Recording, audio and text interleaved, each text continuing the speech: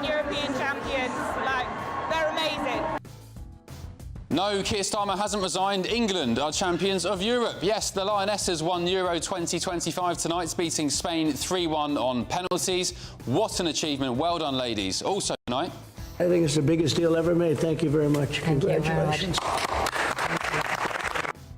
President Donald Trump has struck a major deal with the EU, but will Sir Keir Starmer have similar success when he meets the US President tomorrow? GB News has been up there north of the border this weekend, and our very own Bev Turner, what a star, will be there tomorrow and has been grilling President Trump. You said that Europe is being crushed by mass migration. Immigration, Europe has a tremendous problem, and we do too, but we've sealed our borders. We have nobody coming in, and we have... Elsewhere tonight, the latest on Epping. A Essex police chief has demanded an urgent meeting with Home Secretary Yvette Cooper. He says the asylum hotel where I've been today, and I've got some clips to share with you in a second, is in an inappropriate location for migrants. Really? On our panel tonight, it's Conservative councillor Paul Cox, political commentator Chloe Tops, and the former editor of Labour List, Peter Edwards. He's not a Conservative councillor, is he? He's a comedian, of course. I've never been a councillor. And what's going on here? Oh, Jesus.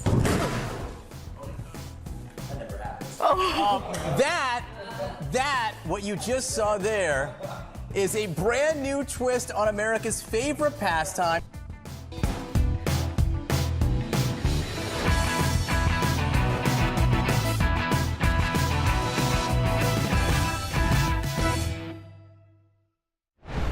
Welcome along to Ben Leo Tonight, late edition. Let's have a quick run through the newspapers for tomorrow. Starting with the Mirror.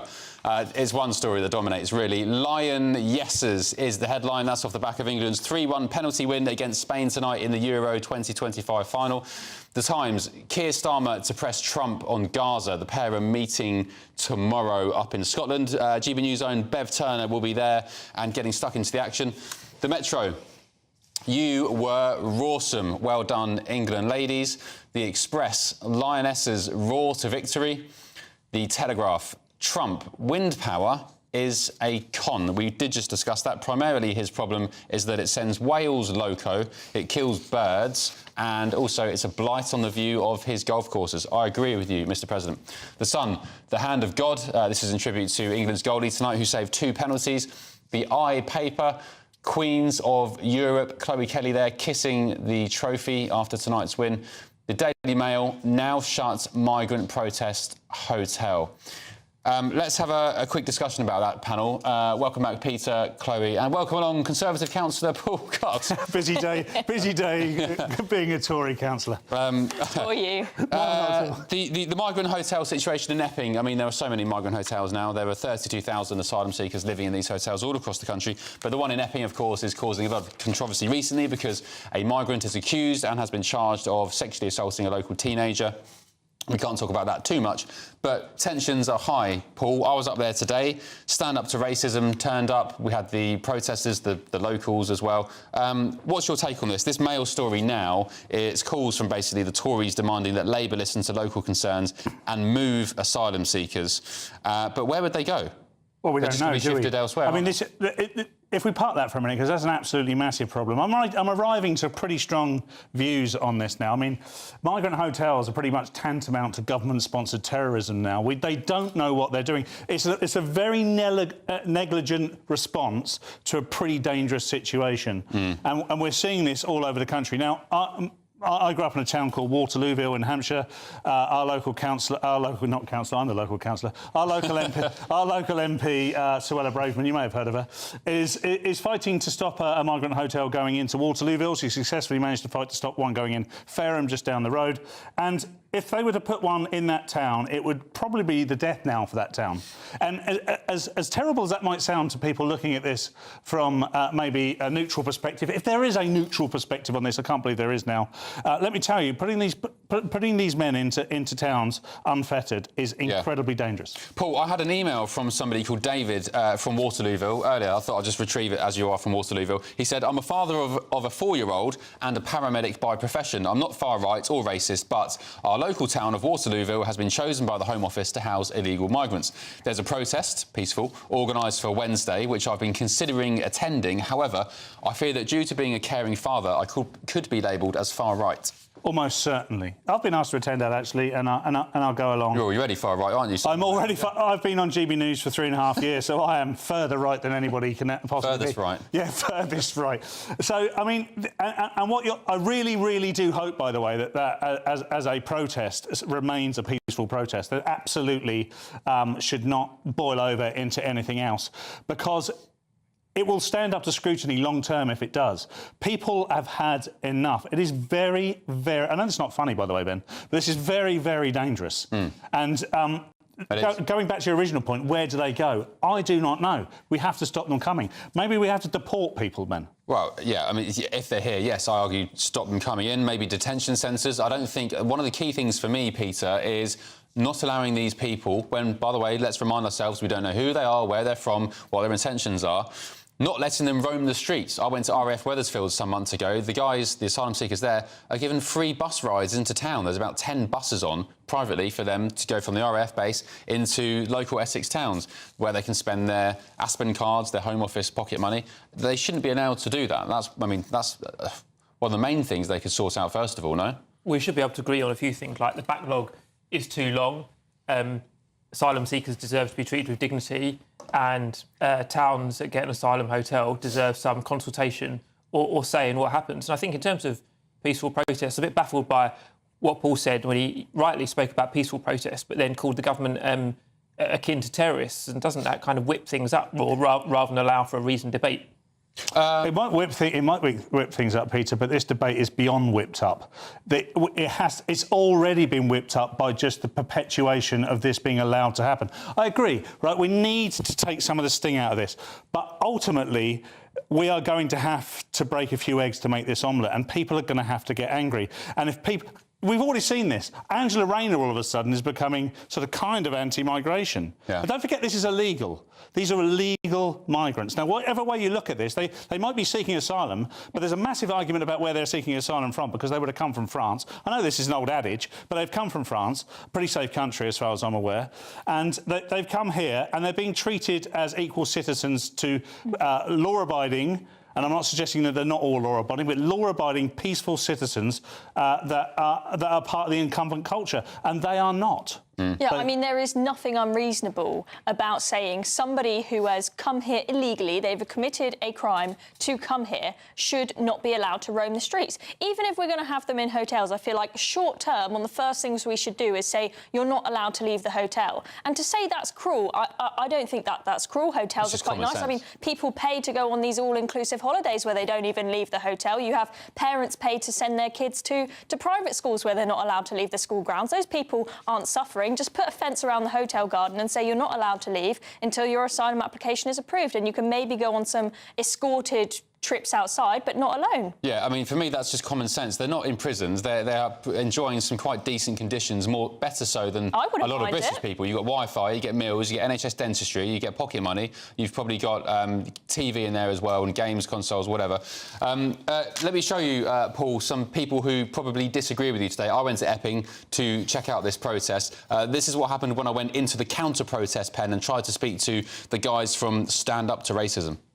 OK, we managed to get inside the pen. The police let us in with our press passes. Let's speak to this guy here. Excuse me. Hi. I liked your sign. You want a quick chat? What does your sign say, sir? Tear down borders. It says tear down borders. Hi, guys. Oh, that's not very nice. We're just here to... Get out of here! You're anti-fascista! Hello, sir. Fancy a quick chat? We're just asking what you want to happen to the hotel. No, you can talk to one of the chief stewards. You see the guys in the orange vest? Talk to them. Oh, the orange vest. Thank you. No, you're GBNews. Yes. How you doing? You okay? No, I don't want to talk to you. Thank you. Oh, you just came up to me. I want you here. You don't want us here? No. Can you off, please? That's okay. If you want to talk to him, hang on, I'll find you someone. You don't need to be so angry. Do you know who your own? Why wouldn't we be so angry? You don't need to be angry. People are dying around the world. It's interesting, Paul, because they are an angry bunch where I'd argue native British people who live in towns such as Epping and RF Wethersfield have an even bigger right to be angry with what's happening to their communities. But they tend to control themselves a little bit better than those people there. There's an entitlement, unfortunately, about the do-gooding community that they believe that they can preach to others and tell them what's best for them. And I find it quite abhorrent, actually. It's often the very antithesis of what they're trying to achieve. But they don't understand the irony of that. No. To go into someone else's community and say, you should be happy with this in your community, the irony is mind-blowing. It's Champions League-level stupidity. Yeah. Just one last point on this, Peter. The Police and Crime Commissioner for Essex, a chap called Roger Hurst, has demanded an urgent meeting with Yvette Cooper, the Home Secretary, saying that the Bell Hotel in Epping should be shut down. It's inappropriate. Do you think the Home Secretary will grant him such a meeting?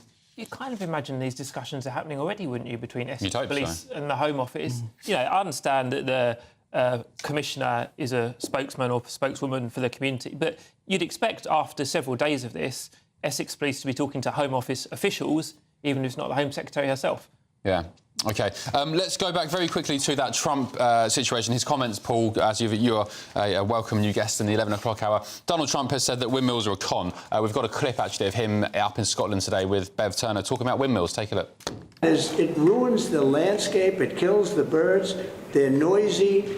You know, you have a certain place in the Massachusetts area that over the last 20 years had 1 or 2 whales wash ashore.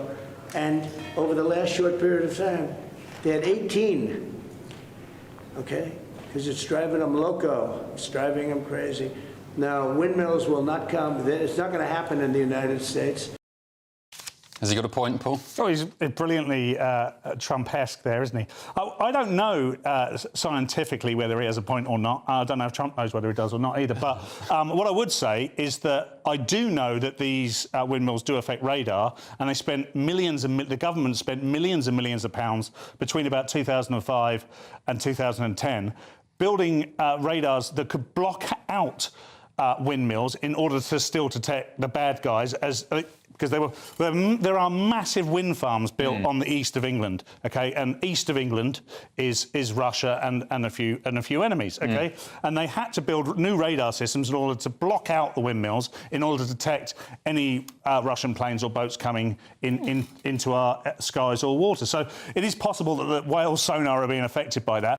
They are a blot on the landscape. Yeah, they look terrible. They are subsidised incredibly by governments, which I think makes over-reporting of their success inevitable. And I'm not sure that they really do add anything. Look, build a nuclear power station. Yeah, well, we should have done that 20 years ago.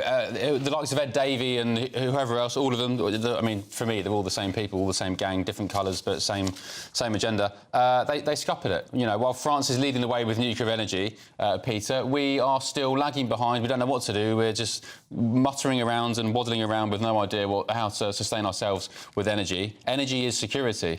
And we had our chances some 20 years ago with building nuclear power stations, and we bottled it. I suspect we're going to end up building small nuclear power stations. They call them modular reactors, and I haven't got the several PhDs required to explain this to you, but I suspect we are going to build small nuclear power stations, even though, you know, 30 years ago those would have come last in a popularity poll. There's insecurity attached to every type of energy supply. Yeah. And also, just by the way, just for the record, nuclear energy is the cheapest and cleanest form of energy. And I don't know why so many green zealots are against it. We know how to store nuclear waste. There's a massive site up in Cumbria, isn't there? I've been there. Yeah. Gosh, you hit the nail on the head. I've been around Sellafield, yeah, my life as a reporter, yeah. But I think although it's quite cheap in the short run, when you have to eventually shut down the nuclear reactors, that's insanely expensive. Yeah. So the average cost, if you include that, can be very high. But that's in the future, Chloe, don't worry about that. Yeah, we only think 5 years in politics. Long are the days of Chernobyl. Great series, by the way, Chernobyl. Anyway, coming up, Donald Trump and Ursula von der Leyen have agreed a trade deal. US political reporter and commentator Nelson Aspen will join us live stateside after the break. This is Ben Leo Tonight, late edition.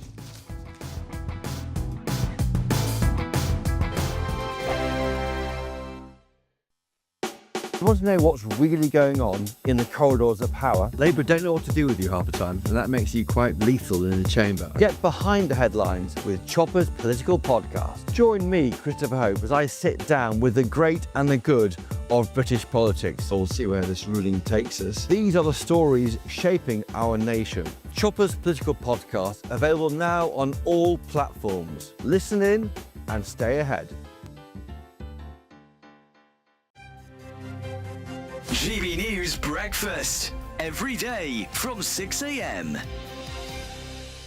Bishopsthorpe Road, it's on the verges of York City Centre, and it was once crowned the best high street in Britain, but there is a new issue facing it, and that is? The cost of parking. It's increased by, wait for it, 500%. And they've done that overnight without consultation, right? Yeah. So it now costs £4.85 an hour, right? And what's that going to do? It's going to stop people visiting. It's going to drive people away. Anna, it's not easy to get around York, I have to say. You know, one road in, one road out type thing, congestion around the place. Yes, there's car parking spaces, but goodness me, I mean, this is obviously very, very controversial, and these are the sort of taxes, indirect taxes, that come on all of us. It's now going to cost us so much money just to get there, just to see there. Tell us more. That's right, Eamon, and the City of York Council have introduced this to try and reduce congestion, to try and get more people on buses. Extra things like this just mean that it's been unprepared, but also it just adds up, and it then stops you from doing other things.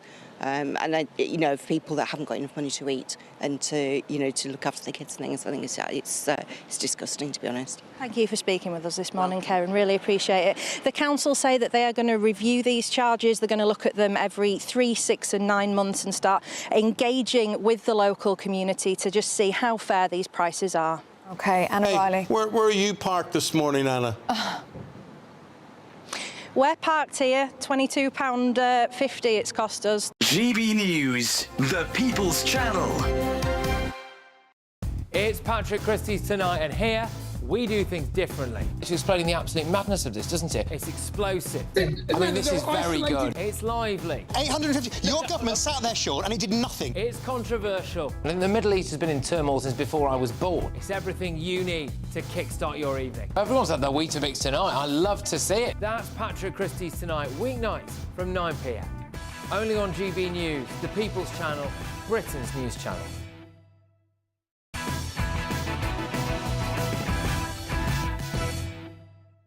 Welcome back to Ben Leo Tonight, late edition. Now, President Donald Trump and European Commission Chief Ursula von der Leyen have finally agreed a trade deal.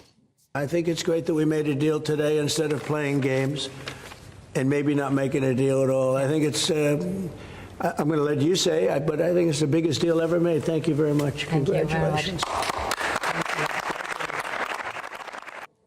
Well, there we go. I'm joined now by US political reporter and commentator Nelson Aspen, live from New York. Nelson, good morning, good evening. What do you make of this so far, President Trump's trip to Scotland? Is it a roaring success stateside? It is a significant win for the president. He has avoided a transatlantic trade war. And it seemed, as we watched it unfold live today, that it seemed like it was lickety-split, that it took no time at all. The meeting was done in under an hour. But of course, there were months of negotiations that went into this. And it really is the art of the deal, as evidenced by President Trump. And I, for one, am very excited to see what the markets will be doing tomorrow morning, because this kind of stability and certainty is exactly what will drive those green arrows upwards. Yes, good points about the markets. I'm just going to look at the S&P futures, which are they open yet in the US? No. In a few hours later on tonight, I think the futures market should be open. Should we get a good indication of... oh, no, they're open now. Up 0.34% and out-of-hours trading. So there we go. The market's enjoying that. Tell us how the media are covering it over there, Nelson. Do they care that President Trump's over here? Well, it depends on what side you're on. We are so fractured, we are so divided that the only news, it seems, I mean, the American news media has never been worse, in my opinion. You have to just choose what side you're on, and that's the only news that's available to you. It's either gushingly pro-Trump or it's virulently anti-Trump. So to find any kind of objective reporting is a real struggle. Yeah, OK. And just tell us, please, about this situation with Beyonce and President Trump. Yeah, well, Beyonce is the latest celebrity that the president has decided to call out on Truth Social, calling for, for prosecution, arrest, whatever, because of illegal contributions through the Kamala Harris campaign, money that went to Beyonce, money that went to Oprah Winfrey, that this was some sort of bribery for votes. So I don't think that has any legs to it, but he does love to name drop. He seems to be on a bit of a mission, President Trump, doesn't he? We had the Tulsi Gabbard, the Director of National Intelligence, of course, this week, saying that the Obama administration had pretty much committed treason by cooking up the Russia hoax and so on. He seems to be, and do you know what, I don't blame him, but he seems to be on a bit of a revenge mission. And that's no surprise. We were prepared for that from the time he announced that he was running for re-election. After what the president went through in terms of his own experience with what he calls lawfare, it's not a bit surprising now that in his second non-consecutive term, he is going after this. And he famously has said about former President Obama that former President Obama should thank him because now it has been decided that presidents can enjoy immunity from past problems. So he has managed to find a way to constantly craft his message, even if nothing will happen. Indeed. And Nelson, I think you were listening to our previous discussion about migrant hotels, of course. I mean, it's all kicking off this side of the pond, I'm sure you're well aware. One comparison I made to the United States was, I remember some months ago when the White House Communications, the director, Caroline Leavitt, she was in the White House press briefing room and she told all the media, was sitting there, pretty much the left-leaning media this was directed to, she said, look, guys, people who break into the country, illegal migrants, are by definition criminals. And that's why they'll be deported, because they broke into the country, they are criminals. Over this side of the pond, that doesn't fly amongst some people because they say, well, asylum seekers, people fleeing war and persecution, aren't illegal. What comparisons do you make towards our migrant situation here in the hotels and the situation you had in the US, but which now President Trump has eradicated, 0 illegal crossings? Correct. That problem is in our rear view mirror, thank goodness. And listening to your panel, I was struck by a sense of deja vu. Listening to the words from your panelists was exactly what we were experiencing, especially here in New York City under the Biden administration, with the constant flow of migrants, illegal immigrants, asylum seekers, you name it, being bussed into our cities and put up in hotels, given phones, given allowances, while our own citizenry continue to struggle. So I hope for your sake that you will have somebody to correct the problem the way that our president has corrected our problem here. Oh, don't we all, Nelson? I think we all hope for that. It was interesting, when I was in New York in November, was it when I saw you last, I think, when I spoke to the locals there, lots of the migrant communities, the Hispanics, the Latinos, who had come to America legally, they were all totally against illegal migration, maybe even more vocally than sort of native Americans, white Americans, because they said, look, we've come into the country legally. It was a lengthy process.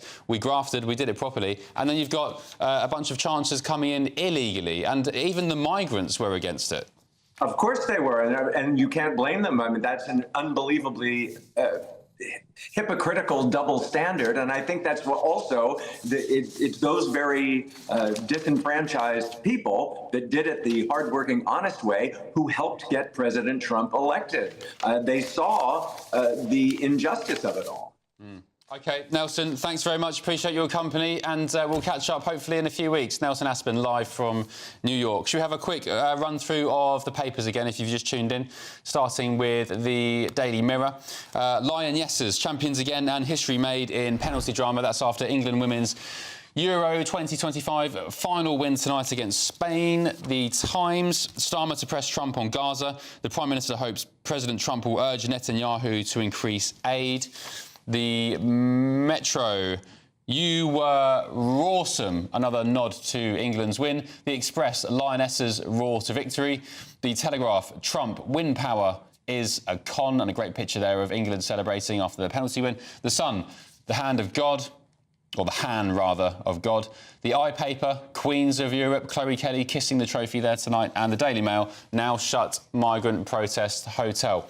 Right, let's move on. Tory leader Kemi Badenoch says doctors should be banned from striking, just like the police and the military. Appearing on GBNews this morning on Camilla Tominey's show, she slams the British Medical Association as militant, blaming doctor strikes for patient deaths and disruption. And if elected back into government under a Badenoch leadership, she vows to change the law to ban walkouts, though nurses would still be allowed to strike.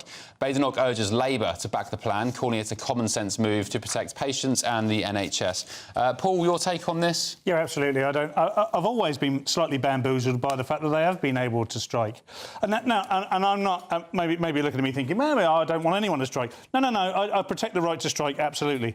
But we have to. The emergency services have to be exempt from that. There shouldn't be a situation where you've got cancer treatment or any other form of treatment where it's been postponed on the back of a strike asking for more money and better conditions, essentially. So I'm fully supportive of this. I don't think Labour will ever support this. I can't imagine that they're ever going to differentiate between types of people that can and can't strike within a party that was essentially built on the unions, although they seem to have forgotten the working classes quite considerably in the last 10+ years.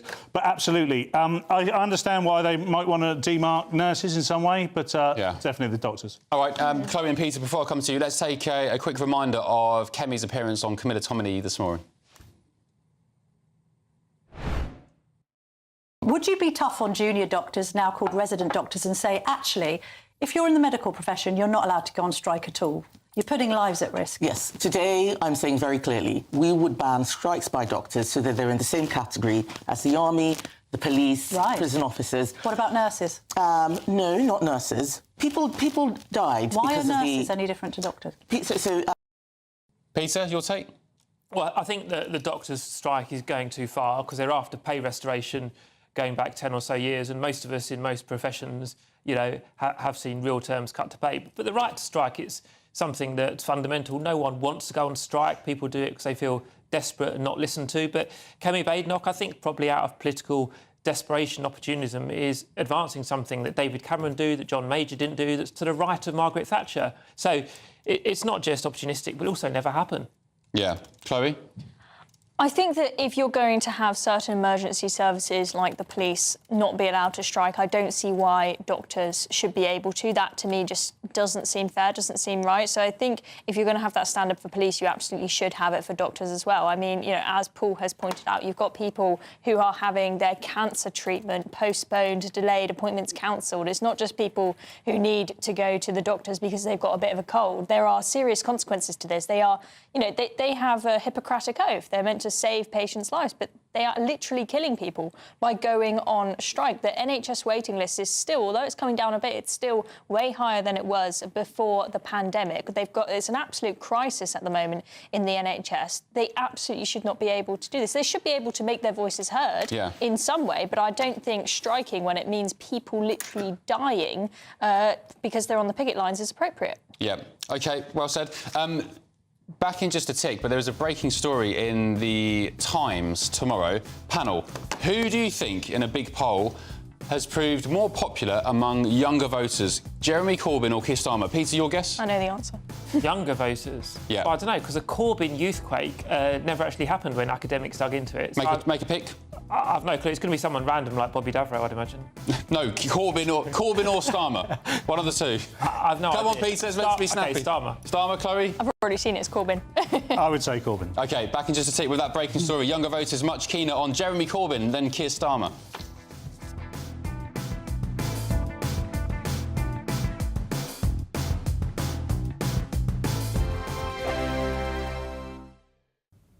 Hello again and welcome to your latest GB News weather forecast from the Met Office. So Monday is looking a good deal brighter and warmer for many of us. There will still be a few showers around, but many of us will stay dry. And it's all courtesy of this large area of high pressure, the Azores high, ridging towards the UK on Monday. It doesn't last too long though. This frontal system will bring some rain once again by Tuesday. Back to Sunday evening though, and most of the showers are fading away, though some will continue overnight, particularly across the north and the west of Scotland, and some also moving into parts of northwest England on that northwesterly wind. Out towards the east and the south though, the best of the clear skies here, so temperatures in the countryside falling into the high single figures in places, and a bit cooler for many compared to recent nights. It does mean, though, underneath those clearer skies, it will be a much sunnier start to the day compared to Sunday across the east and the south of England in particular. So temperatures quite quickly lifting in that strong July sunshine. A fine day for most of England and Wales, just one or two isolated showers. A few more in the way of showers through the morning across northern and western parts of Scotland. And here, there is still a bit of a breeze coming in from the Atlantic, so a little bit cooler here. But as we go through the course of the day, cloud amounts will vary. Sunshine will come and go, but there will generally be a lot of dry weather on offer on Monday. A scattering of showers developing across England and Wales, but these mostly light and many places will stay dry. And generally in the best of sunshine, we could even see temperatures reaching highs of 24 or 25 Celsius across the south and the east, but certainly a warmer day nationwide and 18 to 20 degrees quite widely in the north of the UK too. For Tuesday, a cloudy and damp picture for many. Outbreaks of rain pushing northwest to southeast across the UK. A lot of low cloud, misty, murky conditions around the coast and over the higher ground. Some heavier showers developing perhaps later too. But generally an unsettled week to come. A mixture of sunshine and showers for many of us. But certainly those temperatures on the rise and feeling very warm and humid at times. Hi, I'm Michelle Dewberry and my show is your opportunity to cut through all the noise and dive in headfirst to some robust debates. Ideas clash. Situation, isn't it? No, because the failure is you're deliberately avoiding my point. Nothing's held back. And if you think this is the end of it, wait for more. And we do not shy away from the difficult stuff. Sometimes I want to shake people and say, if only you understood. So join me on Dubes & Co weeknights at 6 p.m. only on GB News, Britain's news channel. Good Afternoon Britain isn't just about us. The wonderful thing about this programme is it's about everyone watching. It's an interactive programme. Well, there absolutely is something to see here, and we're going to be talking about it more. Whether it's breaking royal news, please bring us up to date, or indeed a particularly punchy speech in the House of Commons. Very, very curious. We bring it to you live, and then we bring you live reaction as well. That's Good Afternoon Britain, weekdays from midday. Only on GB News, the People's Channel, Britain's news channel.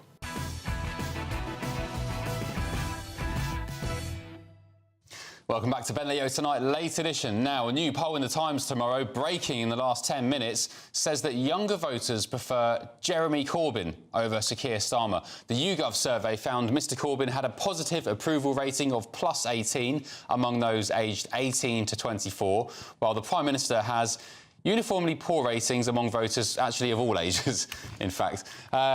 Peter, your thoughts on this? Corbyn more popular than Starmer?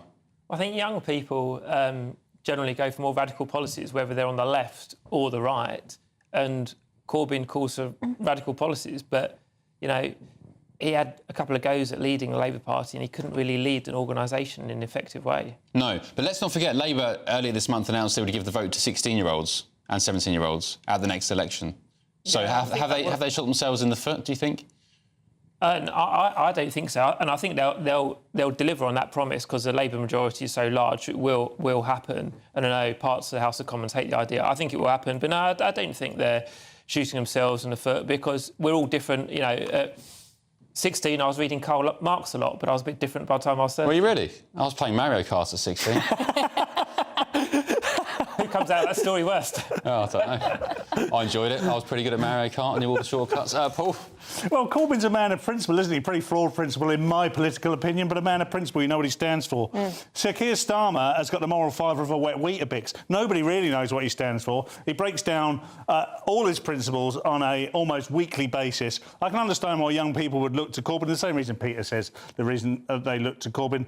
Perhaps we all had a little bit of idealism about us 16, 17-year-olds. I haven't quite as far as Jeremy Corbyn's idealism, but I'm not surprised at all. And in the same way, I'm not surprised that amongst that age group there are plenty of Farage supporters as well, for exactly the same reason. Well, they know what he stands for. And they like people with a good personality, especially on social media. Let's not forget that when we had that snap election called by Theresa May, where she thought she was going to increase her majority, we came scarily close to having Jeremy Corbyn as Prime Minister. Yeah. And the reason why, or mostly at that election, is because Jeremy Corbyn and his team, they used social media. They led a fantastic social media campaign. They got loads of young voters, and Jeremy Corbyn was this big, exciting personality, unlike Theresa May, who's not got much more personality than Keir Starmer. Well, hang on a minute, she ran through a field of wheat. That's dangerously so. The Conservatives, they were still thinking that just knocking on doors was the way to do it. They were, you know, back in the dark ages. But Jeremy Corbyn, he used the power of his personality. And as you say, Paul, people at least know what he stands for, unlike Keir Starmer. So I get the appeal. And it's not just on the approval ratings of the leader that the young people are going that way. There was an average of, I think, the More in Common and the Find Out Now poll has put the Jeremy Corbyn party, or your party as he calls it. Jezbollah. Yeah, I can't remember the exact figure, but well above the Labour Party. Peter, I think Labour have shot themselves in the foot with giving the vote to 16 and 17-year-olds, because if you go by this poll, they prefer Corbyn to Starmer. And also, I think youngsters are also turning, as Chloe said, to Reform UK and Nigel Farage. As I found in Epping earlier today, I was approached by a young lad who saw me on the side of the road about to go live for a hit with Nana, I think it was, about 4 p.m. He said, "Hi, Ben, I'm 15, but can I speak with you live on air?" I said, OK, as long as your mum's here, you get permission, you sign this waiver, whatever. And he spoke to me live on air about why he was involved at the protest that day. Here's that clip. Take a look at this. He's 15. How did it come into your consciousness, your awareness, this situation? So I was just on TikTok one day. I see that Reform UK was holding a branch meeting in my area for Brentwood Longer. This was 3 weeks before the general election last year. I went to the branch meeting. I told them that I was given a detention for wearing a Reform badge in school. And they was like, "Oh my God, that's terrible." And then I just sort of started getting into them with Reform UK, with Jamie McIver, local councillor for Epping Forest. And ever since then, I've just got into this. And I just think it's great that young kids have a chance to get into politics. And I think that more should 100% get into it. It's a very interesting thing. Yeah. Just 15 years old, that kid, fairly eloquent. He's you know, bright as well. Does that leave you concerned, Peter? No. I mean, it's great that someone's politically engaged. I don't share his views, but it's great that someone's politically engaged at 15. But no, and I think far, far too much significance is read into polls. Remember Cleggmania in the 2010 general election? Lib Dems went backwards in terms of number of seats. Remember Ed Miliband, before the 2015 election, had poll leads of up to 10%. And I quite liked him, but I liked him a lot. But Labour lost very heavily. What do you make, Paul, of young lads like Reggie who are getting involved in politics? He's engaged, he's going down to the protest, he went to a Reform branch meeting. Yeah, fantastic. I mean, he was the oldest-looking 15-year-old I've ever seen. He looked older than me. He did. He did look like a middle-aged divorcee. God bless you, mate. But it's great, like Peter said, it's great to see them engaged. And isn't it sad? Isn't it a sad indictment, though, that he's in trouble at school for wearing a Reform badge? I bet if you wander around that school with the trans flag wrapped around your head, or a lanyard supporting LGBTQ+... Well, that's what he said. He said, we didn't include it in the clip here, but he said to me, other students were wearing Pride badges, Palestine badges, but he refused to take his Reform badge off. He was given detention for refusing to take it off. Well, you know, and that's discrimination, isn't it? The type of discrimination that's seems to be perfectly reasonable amongst the educational classes, unfortunately. I suspect he'll be invited to meet Nigel Farage within days. No doubt. With his badge, and we'll be given a firm handshake and greeted as the next generation. Future MP for Epping. It is hard being on the right when you're a school kid, but I remember we had a mock election in my school when I stood as the Tory candidate. And we were allowed to put posters up, and so some girl went round the whole school ripping down all my posters, crying and insisting that the Tory party murders people. Oh. And so I was hence a murderer. That's what you deal with if you're on the right as a... I don't remember being really involved in politics or politically engaged I was canvassing as a 14, 15-year-old. Yeah, I was a sad sod like that kid. That is a little bit sad. No offence. Right, OK, let's move on. Nurses will this week overwhelmingly reject their pay deal, raising the prospects that they'll join junior doctors on strike. The Royal College of Nursing will warn ministers that they must come back to the table over the summer to avoid a formal strike ballot in the autumn. However, public support for doctors' strikes appears to be waning, as Peter alluded to earlier, as ministers accuse them of holding the country to ransom, and hospitals report fewer staff joining picket lines. Resident doctors, formerly known as junior doctors, are in a 5-day walkout after rejecting a 5.4% pay rise, which came after a 22% pay increase last year. Isn't it so, Peter? Every man and his dog knew that the floodgates would open. Paramedics, nurses, radiologists, whoever. You give a pay rise again to the junior doctors and everybody else wants their share as well. Well, isn't it the case the floodgates have not opened because there haven't been lots of 22% pay awards? And it goes to the heart of the matter about resident doctors. You know, find me someone in the private sector that's had a 22% pay rise for doing the same job. You know, times are tough, and I think we really value doctors and they work very hard. But 22% pay rise is a huge amount. But nurses now are rejecting, will be rejecting their pay deals. Yeah, but there's always a gap between rejecting a pay deal, then a ballot for industrial action, then it meeting a threshold, then a result, and then possibly industrial action at the end of it all. You know, there's a lot of ifs and buts before anything actually happens. Yeah, OK. The Royal College of Nursing, Paul, warning that they need to come back to the table to avoid strikes over the summer. Of course they do. It's a constant threat now, isn't it? And if and I know what you're saying, Peter, but the Labour Party capitulate. And as soon as they capitulate, in any negotiation, as soon as you capitulate, you have had it. And that gate is open, even if it's not a floodgate, it's now open for the rest of Labour's term. And on what basis do they deserve the pay rise when compared with the rest of industry, with the rest of anybody? I don't understand what they do. The measure of success has to be how well the NHS is performing. They're all team players within that. The NHS is not performing. And as much as I love the NHS and I want it to succeed, and I love the work that nurses and doctors do, they're not succeeding because the NHS isn't working, and they play their part in that. The government has not capitulated, though. It's exactly wrong, because that's why we're in a dispute, because the government has not capitulated. I think regardless of whether Wes Streeting is able to stand his ground or not, this is absolutely humiliating for Wes Streeting, who, you know, said when he came into power, yes, we're all on track with the NHS now because we are the ones who got a major pay deal all sorted out, so we've stopped the strikes. Yeah.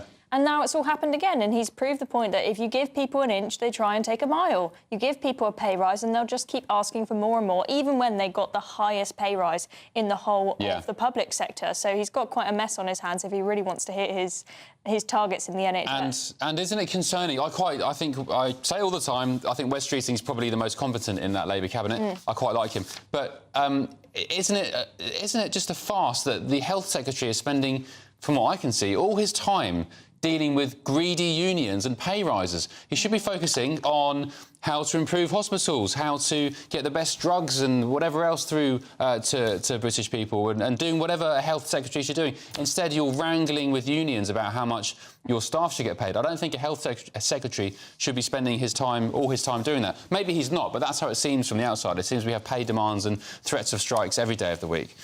But I think another thing to say is that people inside and out of this country everywhere have recognised that our Labour government is very weak when it comes to negotiations. I mean, Wes Streeting may be standing his ground for now, but as soon as Labour came in, everyone thought, we can get whatever we want out of this government. We can get a big fat pay rise. Countries who are negotiating with us thought, we can get whatever we want out of Britain. We can get the Chagos Islands off of them. India decided, we'll get a deal where all our workers are exempt from national insurance. Yeah. We're just seen inside and outside this country, we're seen as weak, and people think they can take advantage of our government. Chloe, they've stood their ground. All right, let's look at... now. Not when they came into power. They said, here, have a huge pay rise. They gave everyone a huge pay rise, and then taxes went up in the autumn budget by 40 billion quid. That's not strength to me. There is no deal. The government has stood their ground. That's just a fact. On this, so far, I mean, we'll see what happens, but it remains the case that when they came into power, they gave all of the public sector huge pay rises, right? They chose to do that. And train companies. Well, OK, not all, but you get the point. A lot of people, including doctors, who've got a whopping 22%. The alternative is Britain's at a standstill. Isn't it coming to a standstill again? As I said, you give people an inch, they take a mile. They thought we fixed the standstill, the strikes are just going to stop forever because we've given everyone a pay rise. Everyone's happy now. Of course they're not. They're asking for more. They thought, we could get a bit, we can get a bit more. You won't get out of the standstill without growth. And I don't think there is anybody with the economic ability within that Labour cabinet to grow anything in this country. Yeah, but she used to work at the Bank of England. Yeah, I'm not sure doing what. Anyway, right, let's move on. Story inside The Sun. A boy of 11 was among almost 2,000 under-17s arrested last year for dealing drugs including heroin, cocaine and amphetamines. Police figures show, on average, about 40 children aged 16 or younger were held every week in England and Wales on suspicion of peddling Class A substances. Let me just repeat that. On average, about 40 children aged 16 or younger were held every week in England and Wales on suspicion of peddling Class A drugs. Experts believe many are vulnerable victims of county lines gangs who are coerced into transporting drugs from one area to another and often across police and local authority boundaries. Paul, does that surprise you? Concerning, isn't it? You've got kids... It is a big number. And as you repeated it, I was thinking to myself, does it surprise me? It doesn't, actually. There's a lot of disenfranchised groups within our country, particularly within the working classes. It'd be very interesting to see from which demographic these children come from, because I bet they don't come from the middle classes. And that's just an indictment on where we find ourselves. And we have to do more. You know, I'm not going to blame the children for this. These are children. These are 15, 16, 14, 13-year-olds. These are children. It's adults like us sat round here and adults within government and local authorities that need to do much more. Well, talking of the middle classes, you mentioned it then, it will be the middle classes hoovering up all the copious amounts of cocaine, who are, of course, the biggest consumers of coke in this country. Chloe? I mean, I think if you live in a gated community, this story will be shocking to you because most of your kids who are aged 11, 12, 13 are probably quite well behaved. But I mean, the school I went to was filled with, you know, mostly kids from the council estate. And by the ages of 11, 12, they were all smoking, they were all going to drug-fueled parties. I mean, it was crazy. 11 and 12? Yeah, I mean, by the age of 12, I felt like I was in a minority being a non-smoker at that school. And so for me, this just doesn't surprise me. And there were kids who, yes, cocaine is expensive, but they, you know, they want to try it once or twice when they're that age, when they think they're rebellious. Oh, at 11? Yes. I mean, the stuff these kids were up... There was a girl in my year, for example, who by the age of 13 had, I think, about 4 abortions. 13? Yes. Where did you grow up? In Cornwall. Cornwall is one of the most deprived areas in the country. Yeah, well, people go on holiday and they see the beachfront, but as soon as you look inwards, it is... I mean, it's tons of council estates, very, very poor there, and the kids... They get up to no good there. Wow. I mean, it's a crazy place. I never knew that. I mean, if you're not reading Karl Marx, you're either taking cocaine or amphetamine. Goodness me. My childhood seems very, very tame in comparison. All right, well, thank you for that, Chloe. I understand Cornwall has the highest rate of unemployment in the country, is that right? Or one off? I wouldn't be surprised because their tourism is like the only sector and you can only get a job in the summer. Oh, yeah, good point. Or you can be a drug dealer. Yeah, exactly. Not recommended. Yeah. Not that we're condoning that behaviour. Anyway, coming back in just a tick on Ben Leo tonight. More stories, more papers. See you in a sec. I forecast a perfect holiday in the sun. Weather looking good then? For sure, and no worries about our travel insurance. All Clear Travel Insurance sponsors GBNews Travel Destinations Forecast. If you're holidaying across Europe at the moment, conditions are quite varied depending on where you're going. For Iberia, it's fine and settled with some warm sunshine. There were a few showers across parts of the Pyrenees. Some heavier showers and thunderstorms developing around the Alps and down through the Balkan regions as well. The heat wave that we've had across the eastern Mediterranean recently is beginning to ease, and so it's a touch fresher for Greece now, but parts of Turkey could hold on to the heat until later on next week. All Clear Travel Insurance sponsors GBNews Travel Destinations Forecast. Britain was once the envy of the world. But look around. A nation that no longer knows what it is or where it's going. A country that's broken. How do we fix Britain? How do we bring it back? Friday night with Matt Goodwin at 8 p.m. only on GB News. You want to know what's really going on in the corridors of power? Labour don't know what to do with you half the time, and that makes you quite lethal in the chamber. Get behind the headlines with Chopper's Political Podcast. Join me, Christopher Hope, as I sit down with the great and the good of British politics. We'll see where this ruling takes us. These are the stories shaping our nation. Chopper's Political Podcast, available now on all platforms. Listen in and stay ahead. It's Patrick Christie's Tonight, and here We do things differently. It's explaining the absolute madness of this, doesn't it? It's explosive. I mean, this is very good. It's lively. 850. Your government sat there, Sean, and it did nothing. It's controversial. And the Middle East has been in turmoil since before I was born. It's everything you need to kickstart your evening. Everyone's had their Weetabix tonight. I love to see it. That's Patrick Christie's Tonight, weeknights from 9 p.m. Only on GB News, the People's Channel, Britain's news channel. Good Afternoon Britain isn't just about us. The wonderful thing about this programme is it's about everyone watching. It's an interactive programme. Well, there absolutely is something to see here, and we're going to be talking about it more. Whether it's breaking royal news, please bring us up to date, or indeed a particularly punchy speech in the House of Commons. Very, very curious. We bring it to you live, and then we bring you live reaction as well. That's Good Afternoon Britain, weekdays from midday. Only on GB News, the People's Channel, Britain's news channel. Hi, I'm Michelle Dewberry, and my show is your opportunity to cut through all the noise and dive in headfirst to some robust debates. Ideas clash. Situation, No, Because the failure is... You're deliberately avoiding my point. Nothing's held back. And if you think this is the end of it, wait for more. And we do not shy away from the difficult stuff. Sometimes I want to shake people and say, if only you understood. So join me on Jubes and Co. weeknights at 6 p.m. only on GB News, Britain's news channel. 5 hosts, 5 opinions, 5 fearless debates, 5 unfiltered takes on the day's news. 5 reasons not to be anywhere else on Saturday night. This is the Saturday 5. You got me good there. Britain's biggest Saturday night TV show. It's not a bad brand. Yeah. Uncensored. Very, very racy tonight. On the unpredictable. What did she say? Can you translate it for us? And always entertaining. And how can a country go from being led by William Wallace Saturday nights from 6 p.m. only on GB News, the People's Channel. Britain's news channel. You're going to want to stay tuned, trust me.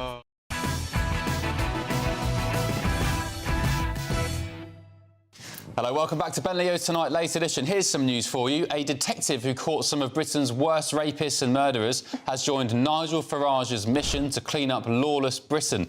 That's according to the Mail. Colin Sutton, who led the hunt for serial killer Levi Belfield and the Night Stalker rapist Delroy Grant, has been appointed Reform UK's first ever police and crime advisor.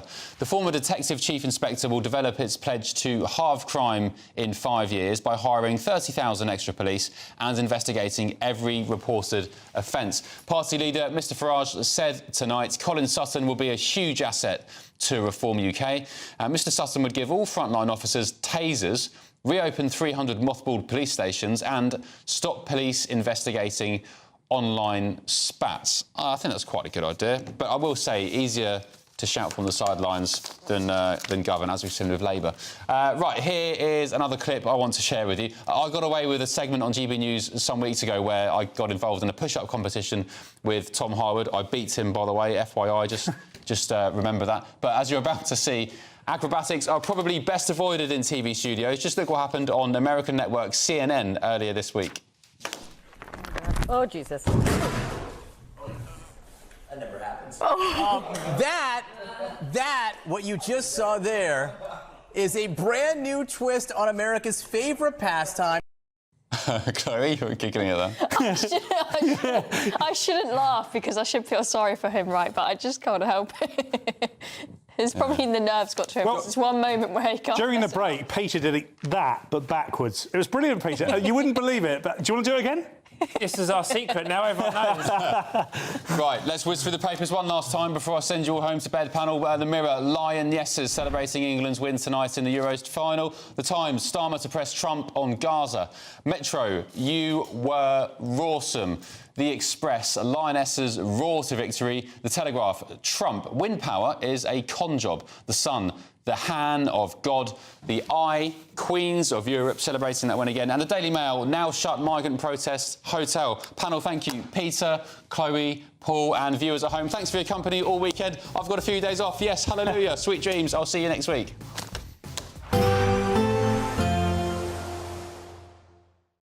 Expect a warm front, moving from the kitchen right through to the rest of the house.